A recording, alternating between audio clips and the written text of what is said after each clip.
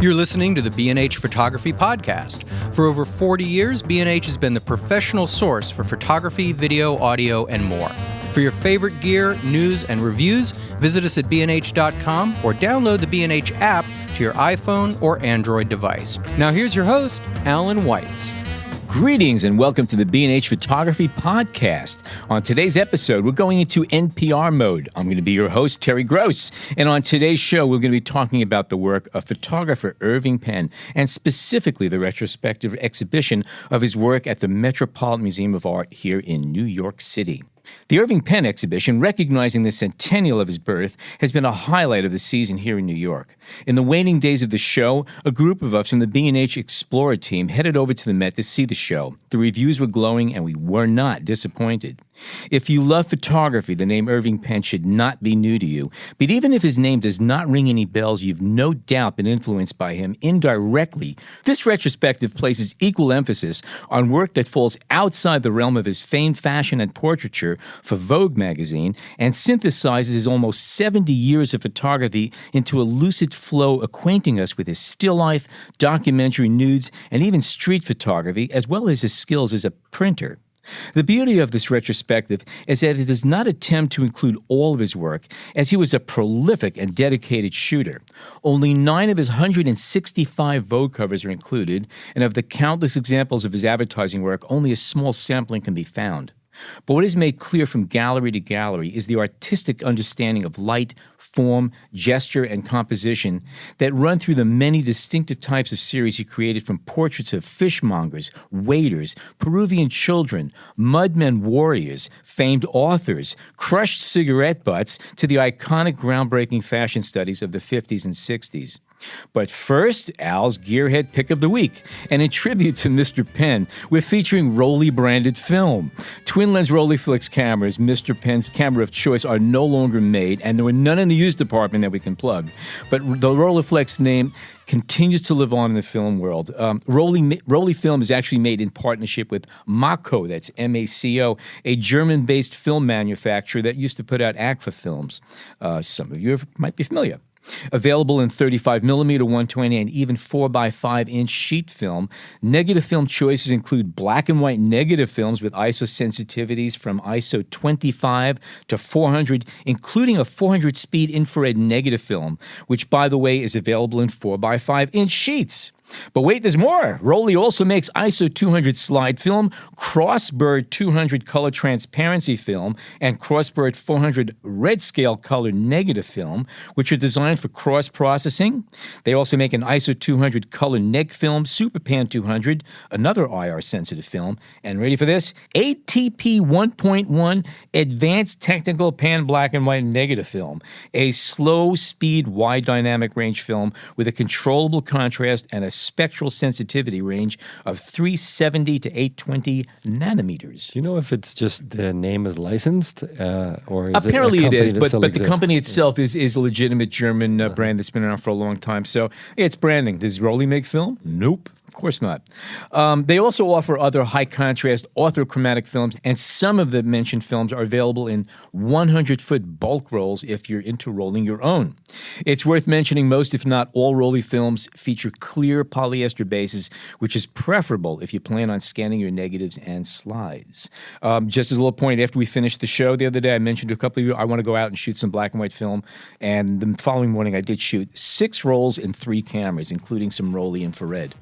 Anyway, today we're going to welcome our fellow writers from the B&H Explora blog to offer their insights into the work of Irving Penn and their impressions of the exhibition, Irving Penn Centennial.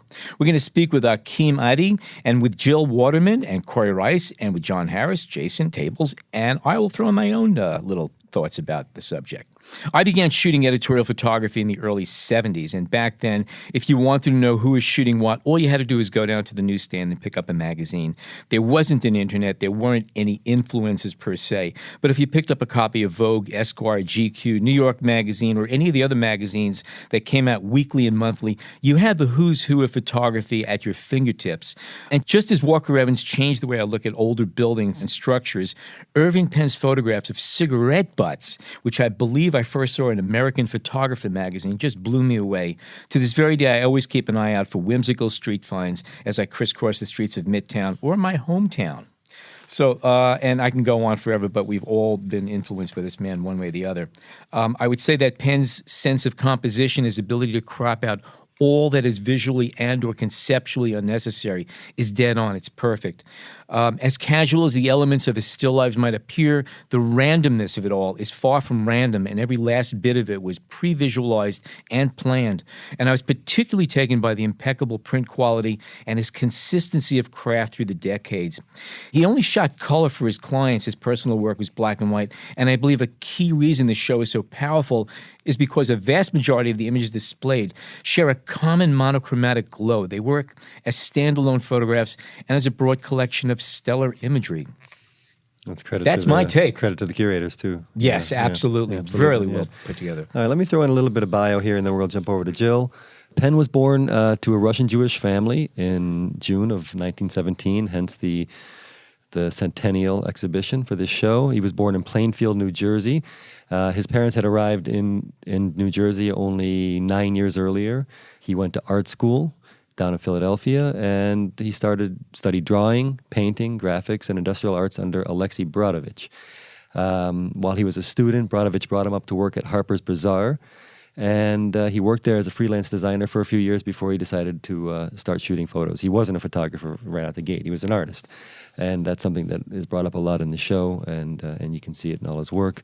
Brodovich was the mentor to pretty much all of the greats of the time. Yeah. He picked, if you were chosen by him, your career was made. Mm-hmm. Well, he worked at Saks Fifth Avenue, which is a job that he took over from Brodovich as the art director there, and he eventually ended up working in magazines. He took some time off and traveled to Mexico, I think, in that time, and did a lot of street portraits and things like that.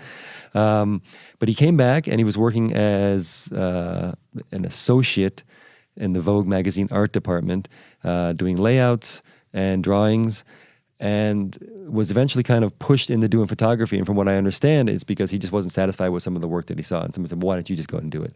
So he did it. And his first cover for Vogue appeared in October 1943. And he continued to work there throughout his whole career, which is pretty incredible nowadays to have somebody. And obviously gave him a base to work from. And I think, and I'm not the first one to say this, that the balance that he got from his work at Vogue and his outside projects that he kept working kept his creativity alive. And as we've learned from the show, a lot of the things that he shot in color, he went back later and printed in black and white. And I think that's something we're going to talk about a little bit later. I got the impression he was very, very much hands-on in his own way. I think a lot of other great photographers and artists, they have other people doing all the menial work. I get the impression that Penn was very hands-on with that. Mm-hmm. Is that a good assumption? Yeah, he had a dark room that he worked in religiously, I think, especially like on the weekends. It was part of his process. Yeah. Mm-hmm. Yeah. He seemed to be never stopping. Yeah. Well, so Jill, why don't you start off and tell us what some of your thoughts were on that show? Sure. Well, I was particularly fascinated by his portrait work. While he is well known as a still life photographer, and that aspect of his work was well described as one of his favorite things. The portraits and the way his portraiture moved from one project to the next throughout his career is really spectacular. From the earliest portraits in the studio, where he used the stage setting to really set up an environment for the subjects, of almost forcing them into a pose through, the discomfort of putting them in a corner or putting them on top of a bunch of boxes, to when he went to different places and photograph the people that he found there. Yeah. Starting in Peru, which was, he went to Cusco after his assignment was finished and took over a photographer studio. Yeah. And it was, at a time when the local people would be coming to get portraits made. It was sort of an annual ritual, I think. But the the series that really intrigued me almost the most was his small trades work, which he started in Paris. That title, Small Trades, has a lot of meaning in French. Petit métier was something that was of interest to artists and creative people in France since the dawn of the Industrial Revolution and the slow dissolution of the old creative jobs, the craftsmen, and particularly in Penn's, in the images on display from France, most of the images depict people in food service, pâtissier, the butcher, There was the balloon sales lady. Remember that one? That actually was really interesting because it was the only woman. Only woman, yeah. I found that interesting, checking the difference between, because it was London, Paris, and New York, and just to see the types of people that he photographed in each city, right. Which seemed to be fitting. Right. Well, it was also, I think it was really even more than that, and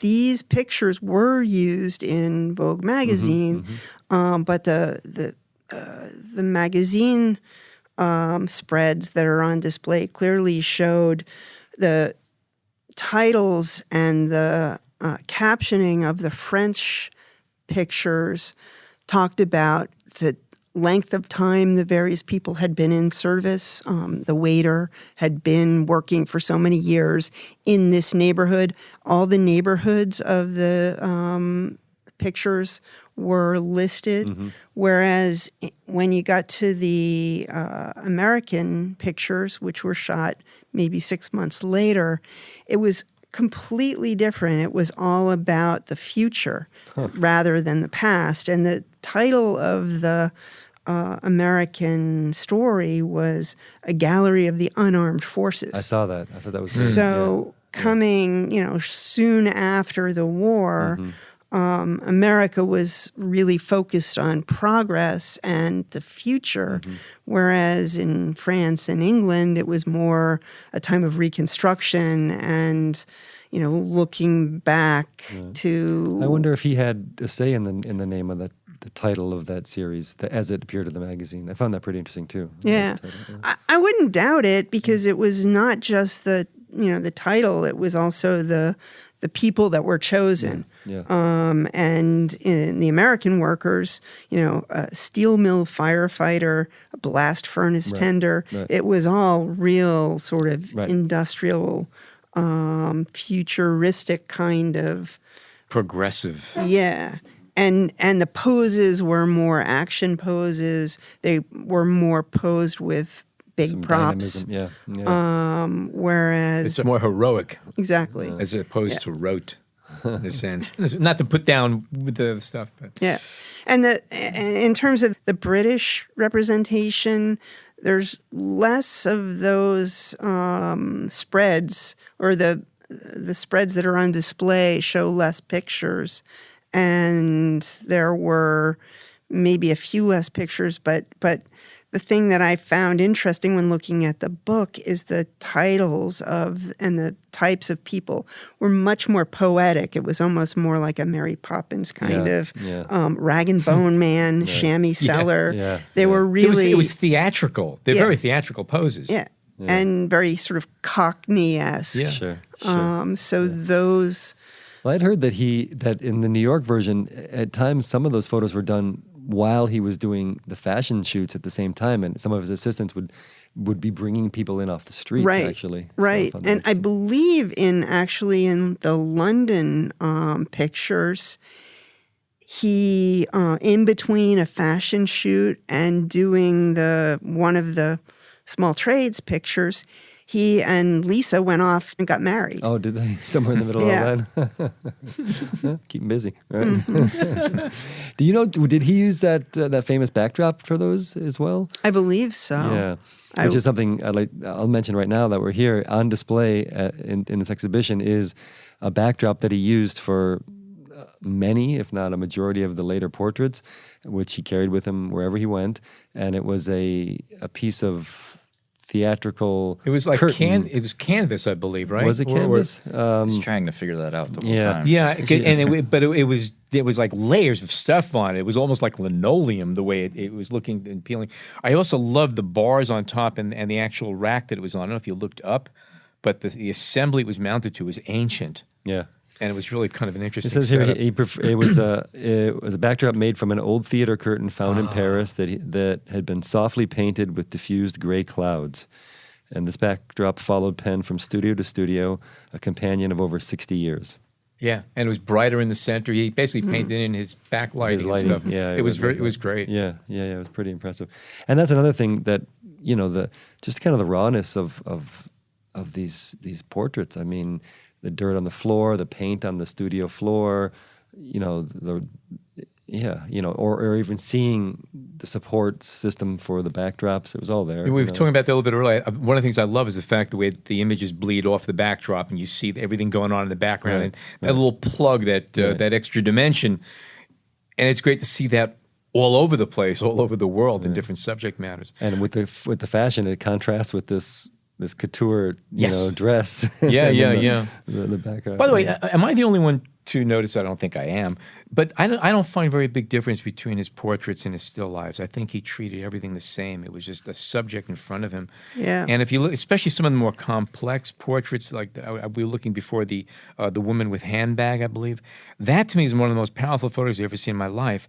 It looks like a whirlwind on a tabletop, but it's a person posing. And I just love the visual elements and the graphics and the design of it. And that's another thing, the angularity and the posing, even when with a subject safely situated in the middle of a backdrop with all this safe space around it, there's still a great visual dynamic to the way the people were posed quite often. Little gestures just added huge pieces of power to the the images. master of the gesture. Yeah. To your point, Alan, about the still life and portrait comparison, in the beginning of the show, there was a little quote written on the wall, and it was in the still life section, and it said, "A still life is a representation of people." Ooh. And that was a quote from Penn, I believe. One of these days, I'm going to slow down and actually read those words they write on the walls. I have to do that. It's a good habit. Thank you. There were several that were actually up very high on the walls. I noticed. Yeah. And it was a nice touch. Yep. Now, Yep. did like some of the I don't know if this is the right phrase, maybe Cory, you can chime in here, ethnographic photos or the art portraits he did, whether it be in New Guinea or even in Cusco. Do you look at those as portraits, as the same way you might look as a portrait of a famous author or writer, or did you think of them as something different? Those were very complicated to figure out what was going on with for me, because on the one hand, they're not technically ethnographic in the sense that there's nothing scientific about what he's doing. Right. I think a lot of his thinking about what he was doing was aesthetic with those images. To that extent, I saw in a lot of them, I mean, you lose a little bit of the person too. It was less personal, certainly seemed a bit less produced than the fashion work. So those were in such a weird in-between space for me when I was looking at them, because are they fashion? They're being Vogue's producing them. Right. They're being published in that sort of distribution sense, but they're not fashion. And I kind of felt with a lot of his work, one of the things that I noticed with the show was that a lot of it was kind of in limbo, in these sort of in-between places where, like, of course we know his fashion work, we know what he can do, but even within, like, the still life work where you have these very beautiful, as Ellen was talking about, these very well-produced still lifes, you also have him taking pictures of garbage. Yeah. So you have this kind of balance between genres, like what exactly are you doing? And I really appreciated that in the show, just showing the breadth of what he was doing. Do you think it's just possible he just really loved photographing things and taking anything and finding out what makes it tick and what makes it different? Like a cigarette butt, for instance. You know, there were certain nuances and textures he was looking for, either as groups or individually. And I often got the impression that I don't really think it mattered what he was aiming his camera at, be it a warrior caked in mud with spears or a paper cup with what looks like a face on it. Because if you notice, that paper cup is just like a warrior mask. I think he's just documenting things, shapes and forms, because they all come out with the same value at the end of the day in a print form. I found them to be the same photograph of many different subjects, and I'm not saying that in a negative way. Well, in that regard, I think a lot has been said of his connection with surrealism. And I think that comes through. And, he created these little fantasies with whatever, whether it was a still life or a human subject. So, Cory, you want to talk about some specific aspect of the show too, no? I kind of building a little bit off of what I was talking about before. I mean, I like the extras in the show. I like the stuff that I didn't necessarily go in expecting to see. And to that end, I was intrigued by the figurative work that he had done, especially because of how experimental it seemed. Because you think of Penn, and you think of this very meticulous sort of darkroom perfection guy. And with these, the body of work that was shown in the show with the nudes and the bodies, it seemed much more experimental. And he was actually working in the darkroom with many of these images where he would overexpose the print and then bleach it back. So you have these strange distortions with the bodies. I mean, he's taking this very classical subject and turning it into something very abstract. And in that sense, it almost harkens back to his design background, that they almost look linear, like drawings in some instances. And to what Jill was saying in terms of surrealism, when I was looking at those images, many of them reminded me kind of process-wise as to what Man Ray was doing with his solarization prints. And to that end, I read in the catalog, I mean, he wasted a ton of paper making those prints. I mean, it was, in that, okay. Like, if you've ever That's the beauty of Photoshop, let me tell you. Yeah, if you've made a solarized print, you're throwing away half your deck of paper to get one image. Yeah. And that's right.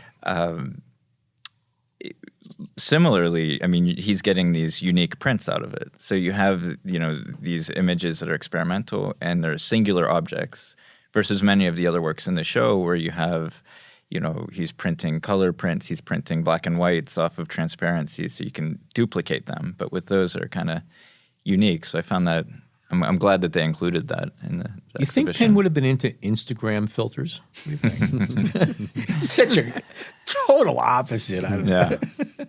Well, that's one thing. The printmaking is something that I wanted to address real briefly, and something I didn't realize. Not that I would be surprised necessarily that he would have that element of his work, be so important to him. But there was a part of the show where they showed one photograph and how he had printed it several times over the course of 40 years. 40 years, really. Yeah, 4 prints, 40 years. But we got kind of lucky when we were there. It was crowded, but it just so happened that the curator of the show was leading a little tour while we were there. So I kind of listened, overheard some of the things he was saying. And at one point he said that, there's no better printer in any of the photos we have in this museum than Penn, which kind of surprised me. And then when he was done with that talk, he was kind enough to kind of answer a couple of questions I had. And I asked him why there are so many photos that were shot in the 40s but not then printed until the 60s or 70s. And he told me this anecdote. Well, actually, before the anecdote, it kind of gets back to this idea of him just the creative, the consummate artist, somebody who wants to reapproach these things. And as we mentioned, a lot of this stuff was shot in color for the magazine, and then he went back later and printed them in black and white. But what the curator, whose name was Jeff Rosenheim, mentioned was that in the 60s, Penn was shooting for Condé Nast, for Vogue, and Richard Avedon was shooting at Harper's Bazaar for the Hearst Corporation. And they wanted to get Avedon away, so they offered him $1 million, and he came over to work for Vogue. And at first, Penn was a little bit taken back, even though Avedon and he were friends. He thought, okay, here's someone coming into my territory. But eventually, he realized it was going to be a plus for him, so that he could focus on the things that he really wanted to focus on. And one of those things was printing. So that's why a lot of those prints came later, and he went back to these images and printed them again, which I found was pretty interesting. And I think it gets to one of the themes that I've heard spoken about. He's the space where commerce and art meet. With the printing, one of the things that I noticed in the show as well with the platinum prints is that you can, as you walk through the show, you could see him get better and better with that. Yeah. And I think the early ones were, for me personally, a little bit off-putting in how high contrast they were. But it seemed like he got better and better and better, and then by the end, they were really sharp.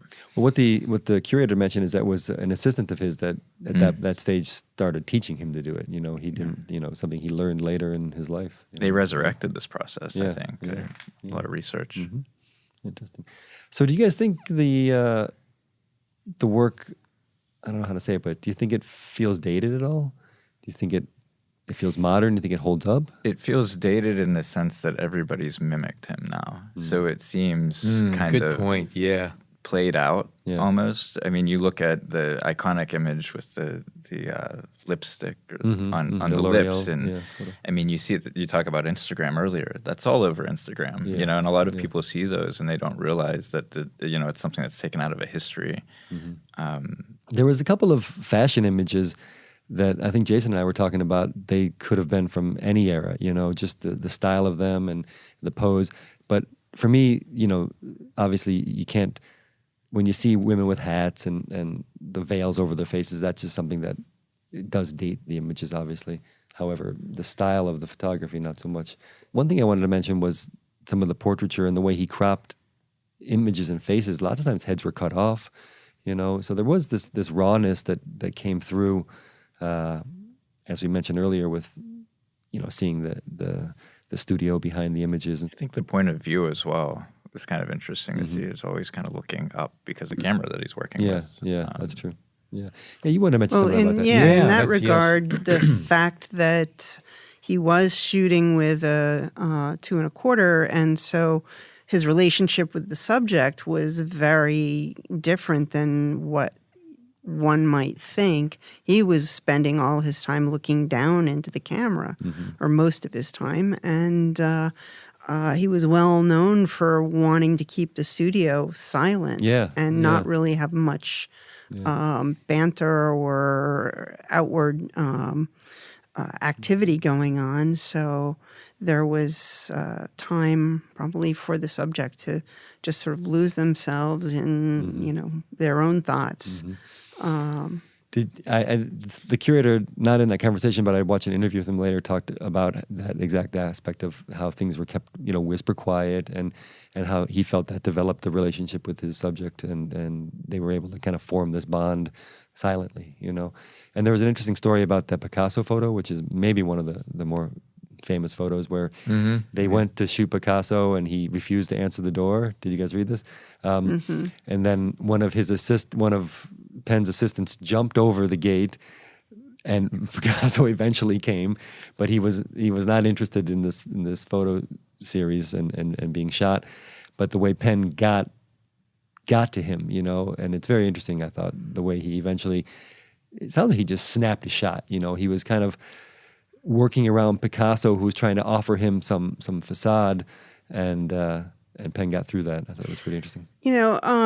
There was something that I noticed in a few pictures, the difference between the pictures that were, the portraits that were, full body and showed some of the studio around versus the closer pictures. There were some that were, like the Picasso, was extremely tight.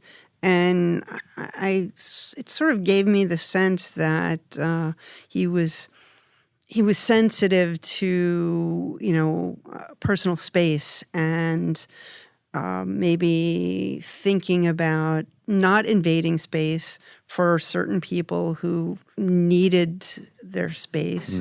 And then other people like Picasso, who wasn't about to give him much, he invaded the space just as a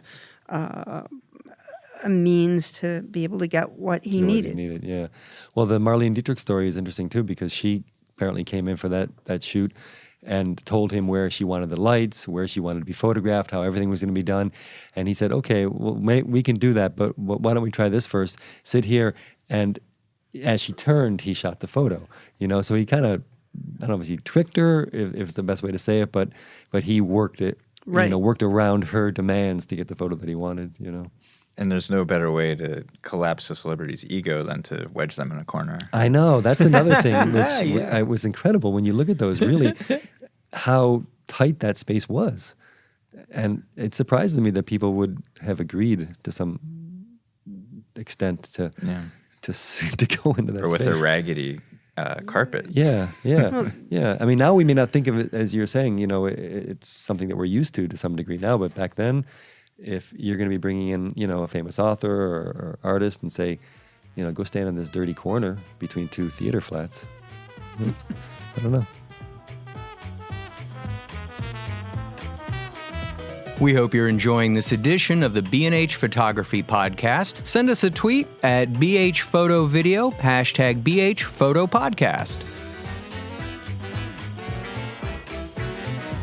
Okay, we are back. Akeem, you come from a gaming background, a whole thing, other than graphic design, photography, too. graphic design, and a little different, a little same. all the stuff that the rest of us aren't familiar with. Anyway, what's your takeaway of this show? What'd you get out of it? In order to photograph people, they must be comfortable with you. And being a photographer and you working with someone for the first time, that's not always easy, and it's not always done quickly, usually towards the end of the shoot. And even down to the nude photos, there was something in these photos you can just tell, like, they were completely comfortable and trusting. If you saw there was a movie they were showing, somebody actually shot to look like some 8mm film or maybe His 16 wife shot it, of them working out there in the middle of nowhere, the wind. and everything's going on. But if you watch his action, you don't see attitude or anything. He seems like a very, very down-to-earth, easy person. There wasn't this figure moving around on the set. He could have blended. If you didn't know who he was, he could be anybody there. Right. So it was very unassuming. And you bring up the work portraits that he did.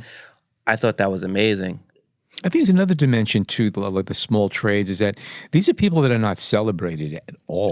And all of a sudden, there you are front and center. And maybe for the only time or a few times in a lot of these people's lives, they are the center of attention. They are being celebrated. Absolutely. And for who they are. So that had to be pretty heady for these people, too, to understand what was going on. Absolutely. To say, here's a man who appreciates me.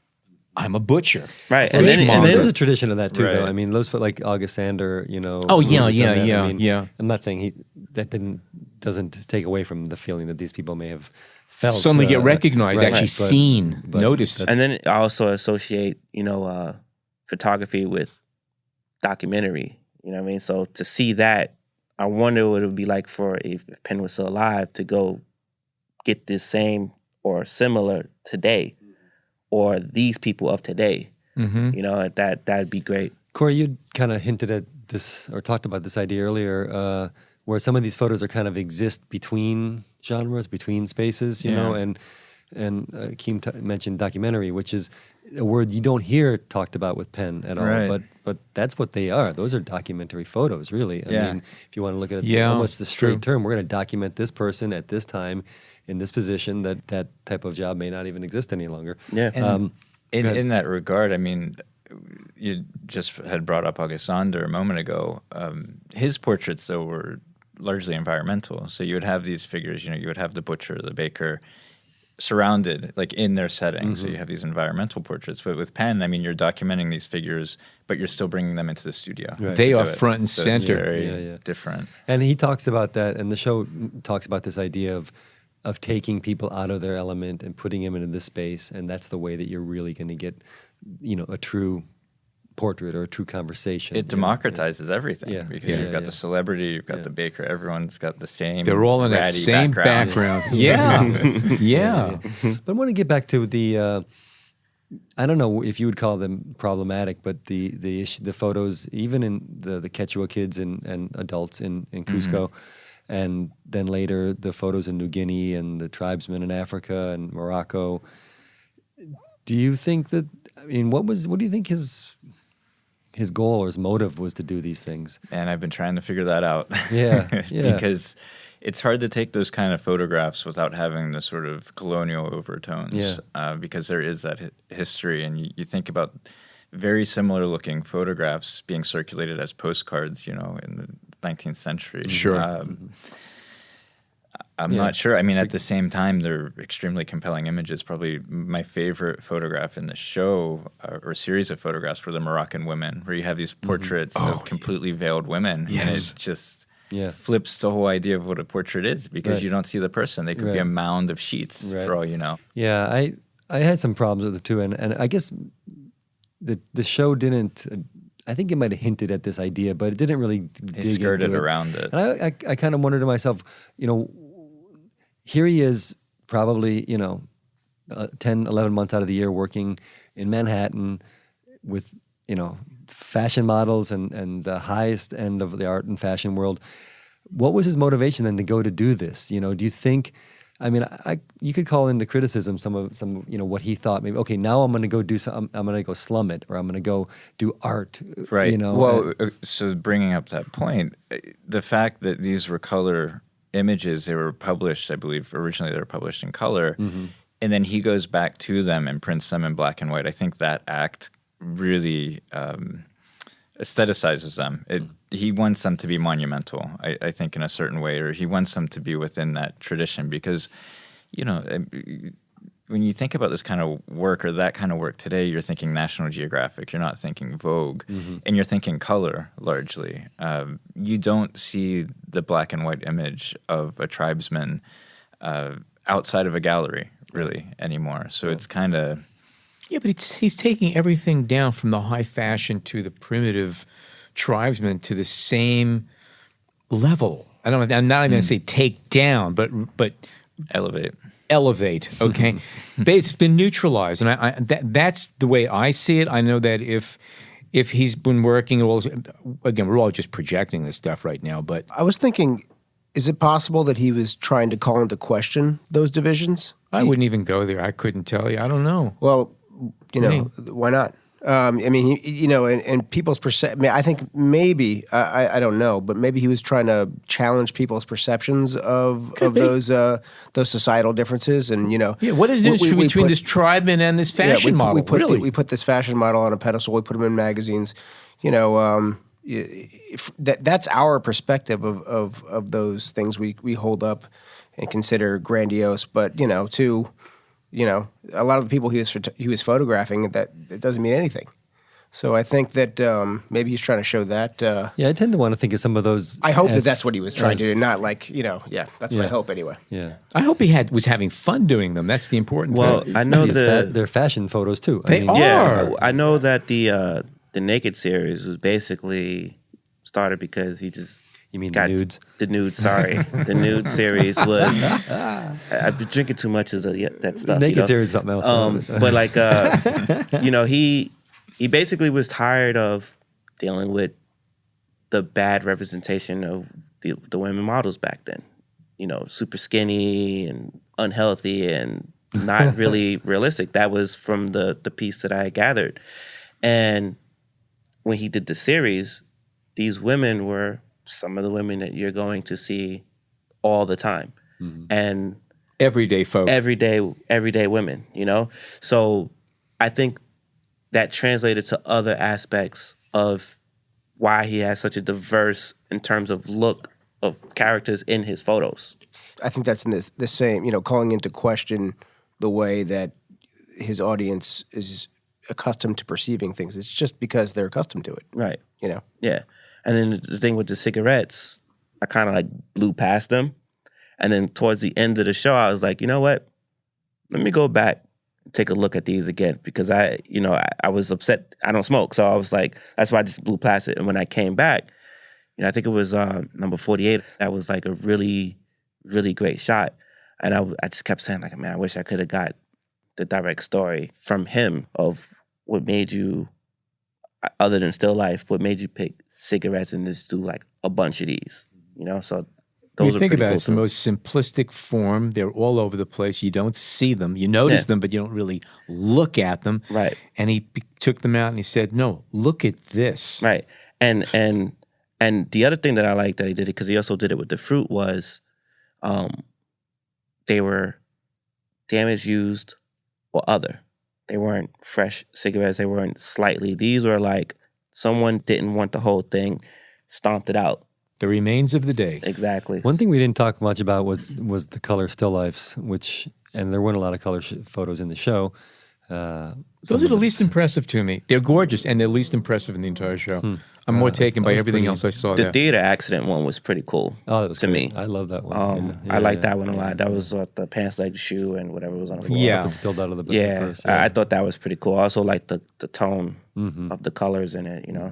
That's pulling out of the whole painterly vanitas tradition, where you have the table stepped away from, or the mule that's just been left in the middle of it. He's definitely, I think he's very aware, of course, of the whole tradition, and his design background, I think, helps inform that with a lot of his compositions. Extreme discipline. There's nothing. It looks random. It ain't random. They included toward the end the sketches that he did for some of his compositions. So he was very much planning this. Yeah, storyboards in a sense. Okay, just a little bit of information about the show itself, which came about because of a gift that the Irving Penn Foundation is going to be giving to the Metropolitan Museum of Art. They're going to give 187 photos, and that made up the bulk of this exhibition. And from here, this exhibition is going to go on to Paris, starting in September, and then to Berlin, and then Sao Paulo. So it's going to be something we'll be talking about probably for a while. And it's, from looking at the Met's exhibition history, they've showed Penn a lot over the years. So he's a favorite, I suppose. Okay. One last takeaway I'm going to have is that when you walk into the exhibit, the first thing that greets you is a glass or lucite box, and inside this box is a Rolleiflex with a little Hasselblad chimney focusing device taped to the top of it, and it's mounted on a simple tripod head on a floor plate. And this is the camera that took a majority of the pictures that are in the show.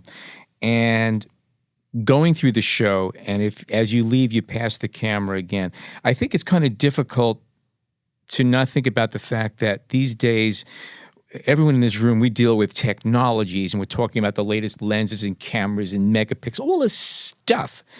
And here is a very simple 2¼ square format film camera with a normal lens, no trickery, no nothing, no compressions, no expansion from wide angle, a normal lens. And in the rooms behind this camera is a body of work that is absolutely phenomenal.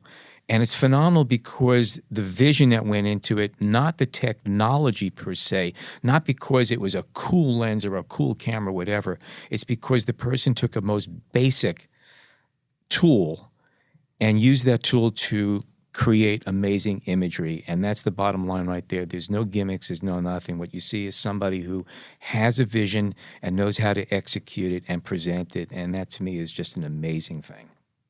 Anyway. All right, we'd like to thank Jill and Cory and Akeem and Jason and John, and a special thank you to all of our listeners, because you are the guys we're doing this all for. And by the way, just a little plug here before we sign off. If you have not subscribed to us, go to iTunes, sign up, subscribe. It is free. It's wonderful. This is episode number 80-something, I believe. 85. And all the previous 84 shows are up, and you can go through them anytime you want. That said, my name is Alan Weitz, and as always, thank you so much for joining us today.